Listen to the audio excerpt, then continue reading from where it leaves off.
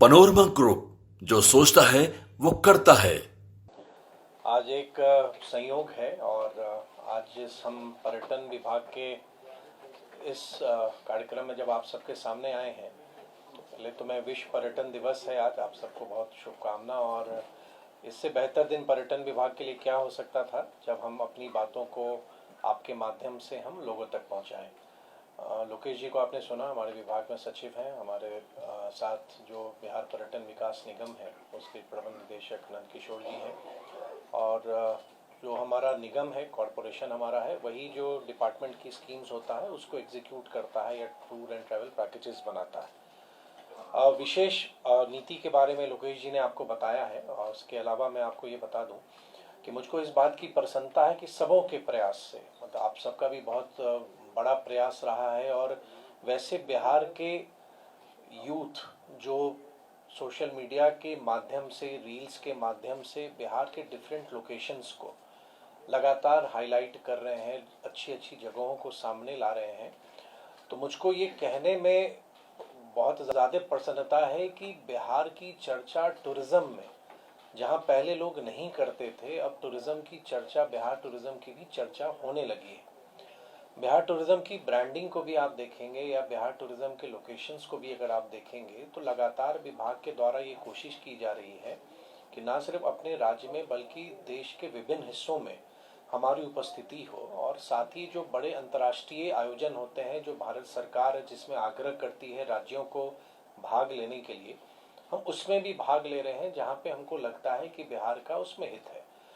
जैसे अभी हमारे जो एमडी हैं नंद किशोर जी वियतनाम गए थे, और वियतनाम में क्योंकि एक बहुत बड़ा बुद्धिस्ट सर्किट हमारा है और उसमें वहाँ के टूर ट्रैवल ऑपरेटर से बात करके कैसे हम बिहार लाएं, या अभी जापान में अभी एक आयोजन हो रहा है उसमें हमारे जो निदेशक हैं उन्होंने वो अभी भाग ले रहे हैं। तो हमारी ये कोशिश रह रही है कि कोई भी प्लेटफॉर्म हमको मिले जहाँ पे हम बिहार टूरिज़्म के बारे में हम बात रख सकें, बिहार के लोकेशंस को हम आइडेंटिफाई कर सकें, तो वो हमारी कोशिश है। अभी कुछ दिन पूर्व ही पूरे देश के पूर्वी भारत के पर्यटन मंत्रियों का सम्मेलन शिलोंग में हुआ था, और उसमें भारत सरकार के जो पर्यटन एवं संस्कृति मंत्री हैं आदरणीय गजेंद्र सिंह शेखावत जी, वो भी वहाँ आए थे। और भारत सरकार क्या राज्यों से चाह रही है या हमारे क्या प्लान्स हैं, उन प्लान्स को हमने उन सबके सामने रखा। और मुझको प्रसन्नता है ये बताने में कि बिहार को बहुत ही ज़्यादा अप्रिसिएशन मिला जिस ढंग से हम लोग वहाँ काम कर रहे हैं। आपको एक डिपार्टमेंट की ओर से जो डिफरेंट ब्रोशर्स हैं या इन्फॉर्मेशन है वो आपको दिया गया।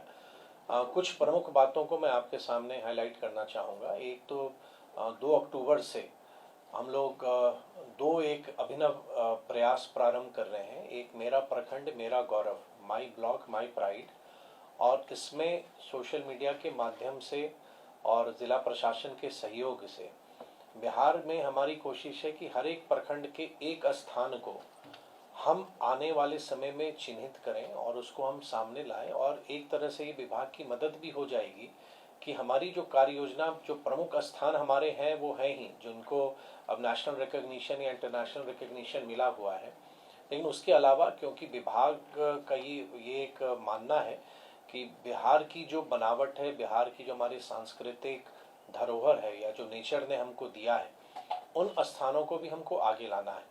तो एक ये प्रतियोगिता हम प्रारंभ करा रहे हैं और आपके माध्यम से हम लोगों को हम ये आग्रह भी करेंगे कि जब 2 तारीख को हमारा ये लॉन्च होता है उसमें भाग लें।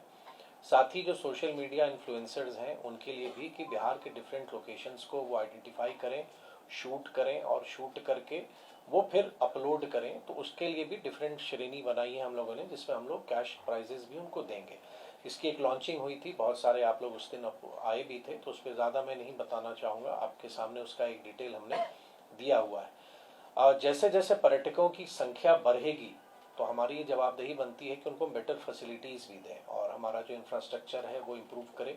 क्योंकि आदरणीय मुख्यमंत्री जी के नेतृत्व में लगातार आप देखेंगे कि बिहार में जो हमारा इंफ्रास्ट्रक्चर में जो डेवलपमेंट हुआ है, आज हम सड़क मार्ग से हम कहीं भी बहुत कम समय में जा सकते हैं, रेल कनेक्टिविटी बढ़ी है, एयर कनेक्टिविटी बढ़ा है। तो जैसे जैसे टूरिस्ट का फुटफॉल बढ़ेगा तो हमको उनके लिए बेटर फैसिलिटीज़ भी देनी है। तो जहाँ पे टूरिज़्म कॉरपोरेशन की अपनी प्रॉपर्टीज़ हैं, जहाँ होटल्स हैं पहले से, जहाँ लगता है कि नहीं उसको आवश्यकता है रिपेयर करने की, ठीक करने की या नया बनाने की, उस पर भी हम लोगों ने काम कर दिया है कि बिहार के विभिन्न जिलों में जहाँ पे हमारे पूर्व से होटल काम कर रहे थे उनको हम लोग नया नया और बेहतर बना रहे हैं। जैसे बक्सर में या कैमूर में या सीतामढ़ी में, सासाराम में, तो चरणबद्ध तरीके से हम आने वाले समय में विभिन्न स्थलों पे हम लोग बेटर फैसिलिटीज़ हम लोग क्रिएट करना चाह रहे हैं। साथ ही जो होटल्स हमारे पहले से चल रहे हैं उसका बेहतर संचालन हो सके तो उसके भी माध्यम से हम बेहतर करने की लगातार हम लोग कोशिश कर रहे हैं। सबकी जिज्ञासा है, जो माँ जानकी का जन्म स्थान है सीतामढ़ी पुनौरा धाम, विभाग बहुत बड़े पैमाने पर उस कार्य योजना के बना के हम लोग काम कर रहे हैं आदरणीय मुख्यमंत्री जी के मार्गदर्शन में।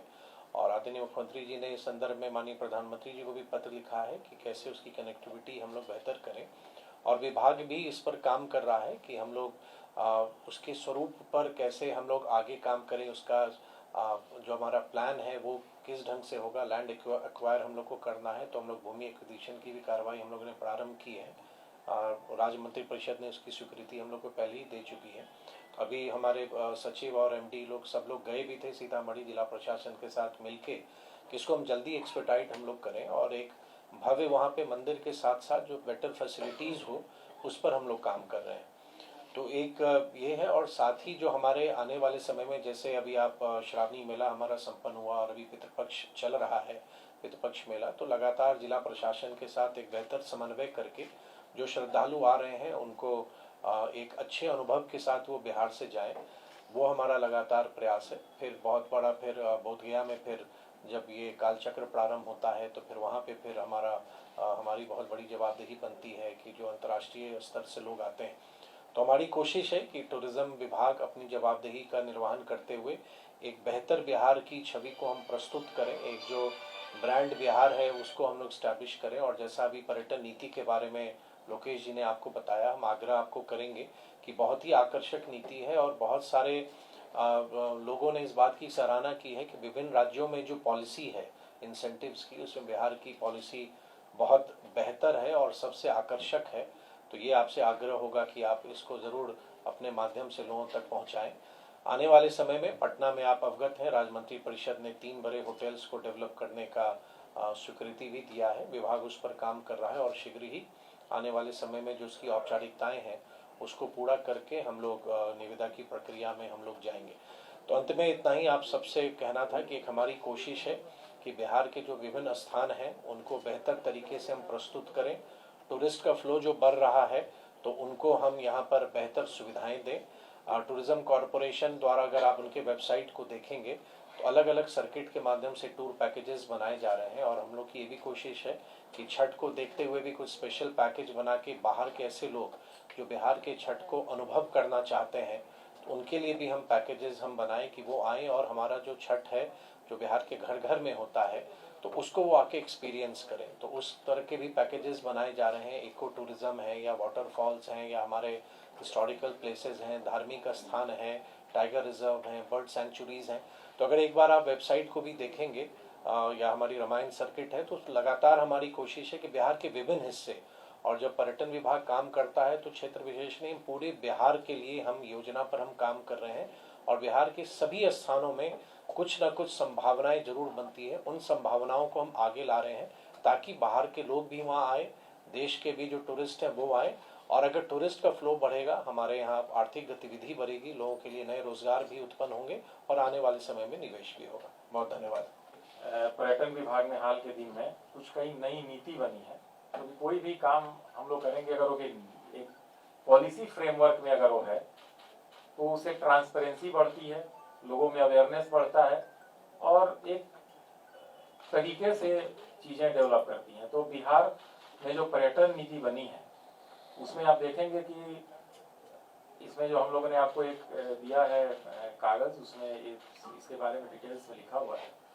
अब तक बिहार औद्योगिक प्रोत्साहन नीति के तहत जो होटल्स इत्यादि बनते थे उसमें प्रोत्साहन की व्यवस्था थी। सामान्यतः जो बिहार औद्योगिक प्रोत्साहन नीति है उसमें इंटरेस्ट सबवेंशन की व्यवस्था थी, अर्थात आप काम करते हैं और प्रोजेक्ट का डिटेल में रिव्यू करने के बाद बैंक उसको लोन देता है, उसके बाद इंटरेस्ट जो बनता है आप पेमेंट करने के बाद उसको क्लेम करते हैं तो सरकार सर्टेन लिमिट तक इंटरेस्ट सबटेंड करती है। लेकिन पर्यटन नीति में कैपिटल सब्सिडी की व्यवस्था की गई, यानी अगर आप प्रोजेक्ट लगाते हैं तो आपको पूंजीगत अनुदान मिलेगा अपफ्रंट, मतलब 100 करोड़ तक की परियोजना पर 30% और 100 करोड़ से ऊपर वाले में 25%। और इसमें 18 तरीके के कार्यों को लिया गया है। इससे फायदा क्या होगा? फायदा होगा कि निजी निवेश, पर्यटन के क्षेत्र में निजी निवेश बढ़ेगा, जो प्रोत्साहन की राशि रहेगी, तरह तरह की सुविधाएं सरकार के स्तर से दी जाएगी, तो उद्यमी पर्यटन के क्षेत्र में भी निवेश करेंगे। तो बिहार पर्यटन नीति जो बनी है 23 में और इसके विस्तृत कार्यान्वयन अनुदेश जो है वो 24 में निकले हैं, 2024 में, अभी कुछ महीना पहले ही निकले हैं। और वो अनुदेश के निकलने के बाद अब इसमें गति आया है, लोग अब अप्लाई कर रहे हैं। अब इसमें देखेंगे आप क्या क्या प्रोजेक्ट शामिल है। तो नए हॉस्टल, रिजॉर्ट्स, हेरिटेज होटल्स 4 सितारा और उससे ऊपर अगर कोई लगाएगा और 10 करोड़ से ऊपर की, मिनिमम 10 करोड़ से ऊपर का निवेश होना चाहिए, तो वो इस पॉलिसी से कवर्ड है। उसी प्रकार आपका 4 स्टार या उससे ऊपर के अगर कोई रिसोर्ट्स हैं, उसमें कोई मॉडिफिकेशन कर रहा है, उसका जीर्णोद्धार कर रहा है, एक्सटेंशन कर रहा है, विस्तार कर रहा है, तो वो कवर्ड होगा। लेकिन 2.5 करोड़ से रुपए से ऊपर का कम से कम निवेश होना चाहिए। फिर कन्वेंशन सेंटर भी अगर कोई बनाना चाहता है, आप जानते हैं सेमिनार करने के लिए, वर्कशॉप करने के लिए कन्वेंशन सेंटर बनते हैं, उसके लिए व्यवस्था है। वे साइड एमिनिटीज, जैसे आप जाते हैं मान लीजिए एक जिले से दूसरे जिले में बड़ी सड़कों के अगल बगल, तो आपको कई जगह सुविधाओं की आवश्यकता महसूस होती है कि सड़क के किनारे कुछ ठहरने की और सुविधा होनी चाहिए, तो उसको भी इसमें शामिल किया गया है। 1.5 करोड़ से ऊपर का प्रोजेक्ट होना चाहिए। उसके बाद एग्जिस्टिंग फैसिलिटी अगर है, मार्गीय सुविधा बोलते हैं हिंदी में और इंग्लिश में वे साइड एमिनिटीज, तो एग्जिस्टिंग भी फैसिलिटी है, उसको कोई अपग्रेड करना चाहता है तो वो भी इसमें इंसेंटिव पा सकता है। टेंटेड अकोमोडेशन, जैसे मेला होता है, सोनपुर मेला है या मान लीजिए पितृपक्ष मेला है, इस तरह के जो बड़े मेले लगते हैं, मनमास मेला है, तो अगर टेंटेड व स्थानीय 2 महीना 3 महीना की आवश्यकता है के अनुरूप भी अगर कोई टेंटेड अकोमोडेशन की व्यवस्था करता है तो भी कैंपिंग साइट्स पे, तो भी इसमें इंसेंटिव की व्यवस्था है। एडवेंचर टूरिज्म, जैसे आप देखेंगे बोट का या तरह तरह का एडवेंचर टूरिज्म है, उसमें इको टूरिज्म, जो इको टूरिज्म कहीं ना कहीं फॉरेस्ट से रिलेटेड है, थोड़ा उस एरिया में इकोलॉजी से रिलेटेड है। वेलनेस टूरिज्म सेंटर और लेक यानी झील, तालाब, नदी, इस पर आधारित भी कोई अगर पर्यटन की सुविधा है वो है। Theme park, entertainment zones, amusement park और high end tourist buses and vans, ये भी अगर कोई लेता है तो उसको भी इंसेंटिव की व्यवस्था है। रूरल टूरिज्म और कल्चरल विलेज, टूरिस्ट विलेज, इस तरह की भी चीजों को इसमें शामिल किया गया है। तो इसमें कैपिटल सब्सिडी की व्यवस्था है। जीएसटी रिइंबर्समेंट होगा। कोई अगर मान लीजिए meeting, incentive, conference and exhibitions, MICE बोलते हैं, उसमें अगर कोई करता है तो जीएसटी हम लोग 50% इवेंट कॉस्ट में, जो 2 लाख तक हो सकता है, उसको हम रिइंबर्स करते हैं। उसके बाद इंटरेस्ट सब्सिडी ऑफिस सेटअप अगर कोई करता है टूर ऑपरेटर के रूप में, तो हम लोग इंटरेस्ट सब्सिडी देते हैं। टूर ऑपरेटर भी अगर अपना ऑफिस सेट करता है और अप्लाई करता है पर्यटन में, तो इंटरेस्ट सब्सिडी मिलने का प्रावधान है। तो इस तरह से आप देखेंगे 50% जब वो कमर्शियल ऑपरेशन, मान लीजिए कोई होटल बनाया 4 स्टार एंड अबव, तो उसको आना पड़ेगा, आवेदन देना पड़ेगा। आवेदन देने के बाद स्टेज 1 क्लियरेंस होगा। स्टेज 1 क्लियरेंस के बाद वो व्यक्ति अपना निवेश करेगा, डिटेल प्रोजेक्ट रिपोर्ट बनाएगा, फिर फाइनेंशियल क्लियरेंस होगा।